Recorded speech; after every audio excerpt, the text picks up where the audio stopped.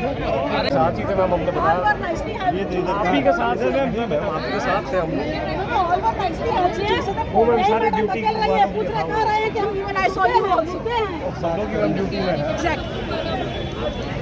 मैं तो गाली दे रहा हूं। अरे गाली कौन दे रहा है? गाली अगर धक्का दिया ना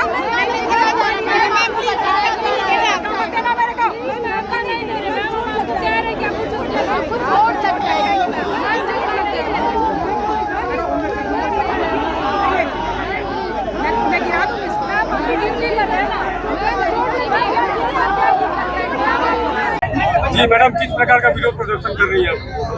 देखिए, विरोध प्रदर्शन नहीं है। वाराणसी में जो आज से 4 दिन पहले एक 12वीं के छात्र हेमंत पटेल को उसी के विद्यालय परिसर में गोली मार के हत्या कर दी गई थी, उसी परिवार और उस व्यक्ति के लिए हम यहाँ पर न्याय की मांग करने आए हैं। जब से हमारी पार्टी, हम सबको ये पता चला है, लगभग पूरा ही बनारस इस बात से हिला हुआ है। जो हमारे देश का भविष्य है, उनके साथ कोई कैसे ऐसे जघन्य अपराध कर सकता है।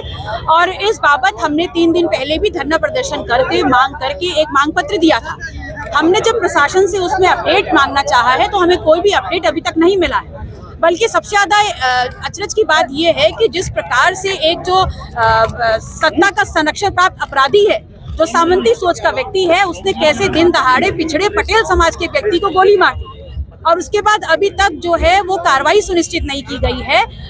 जो एफआईआर करी गई उसमें पहले हीला हवाली करी गई और फिर जब एफआईआर कर ली गई तो वहां पर जो मुक्त आरोपी थे उनको किसी न किसी तरीके से बहाने से बचाने का प्रयास किया जा रहा था। तो हमारी ये मांग है कि अगर हमारे माननीय प्रधानमंत्री जी ये कह रहे हैं कि पहलगांव में जो वहां पर पर्यटक मारे गए हैं, तो सबसे पहले मैं उनको बता दूं कि वहां पर जो मारे गए हैं वो इस देश के नागरिक हैं।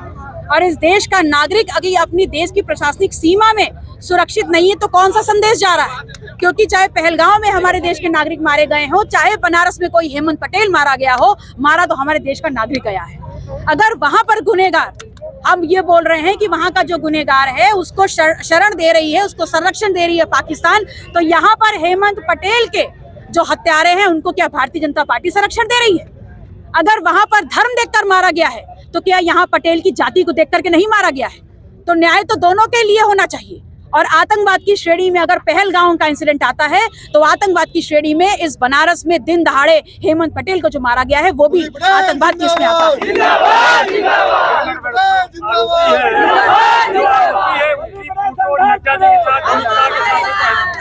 बीजेपी वाले का संरक्षण उनको प्राप्त। देखिए, मैंने इसीलिए कहा कि ये बहुत बड़ा अपराध है और जिस प्रकार से 96 घंटे होने के बाद भी अभी तक कार्रवाई नहीं हुई है, इसीलिए मैंने अपनी बात को शुरू करते वक्त कहा कि सत्ता संरक्षक अपराधी और एक सामंती सोच का व्यक्ति जो अपने रसूख का इस्तेमाल कर रहा है, तो उसके रसूख का अगर इस्तेमाल कर रहे हैं तो भारतीय जनता पार्टी को इस प्रदेश की जनता के सामने आकर के बताना पड़ेगा कि क्या संबंध है आपका उस हत्यारे से। और अगर संबंध नहीं है तो फिर यहाँ पर पुलिस प्रशासन के ऊपर किस प्रकार का दबाव है कि अब तक जो आरोपी थे उनको पकड़ा नहीं गया, उनके खिलाफ कार्रवाई नहीं हो रही है।